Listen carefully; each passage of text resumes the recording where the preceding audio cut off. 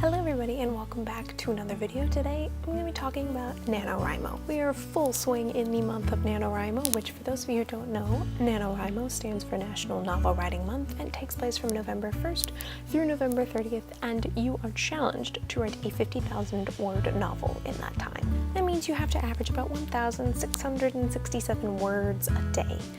Or if you're like me, you do really well, don't write for a couple days, and then have to binge write. That was me yesterday. I had to binge write over 3,000 words to catch up, and it sort of made me realize certain things that I need to really be able to properly NaNoWriMo. So I figured I would share with you my little things that I do. The first thing I need is a notebook. This is a very pliable, soft Moleskine. I really like ones like this because when I write on a left-hand page, I have a tendency to flip a page backwards.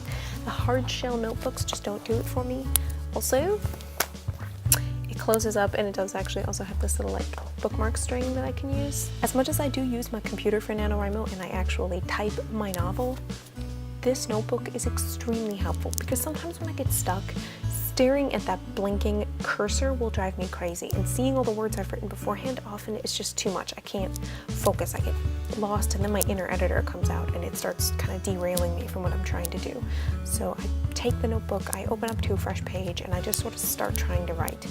And oftentimes I might not even write the same scene, I'll just write anything to get some words out. My notebook is useful and it has anything from notes to actual like timelines of a novel, to scenes, ideas, good and bad, that stay, that don't stay, and lots and dialogue, and I'll write in different colors for different things, and I'll just keep going.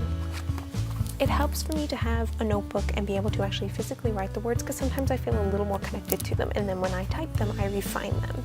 Of course, because I have a notebook, that means pens. Pens are really important. So if you're going to be doing any writing, it's important to have a pen that you like. These two are the same type of pen, one's purple, obviously one's black. Color doesn't bother me all that much. But these are the Foray Advanced Ink ballpoint pen, but they are a needle tip pen. So you can see it's a really fine tip. And there's something about needlepoint pens that I really enjoy when I'm writing. I just like how smoothly they go across the page and how well the ink flows. This is just kind of like regular ink. It says advanced ink, I don't know what that means, but I also love needlepoints that are gel ink because again, just the smoothness of the writing. I find that my handwriting, I try and make a little effort in making it look more legible.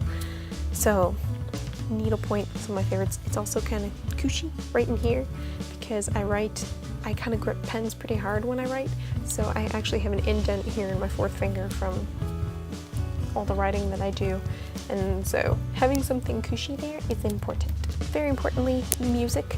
I create playlists whenever I'm doing writing, and really just for just about anything, and so I try and pick music that's fits mood, fits time period, fits a character, or even at some points can actually really influence plot.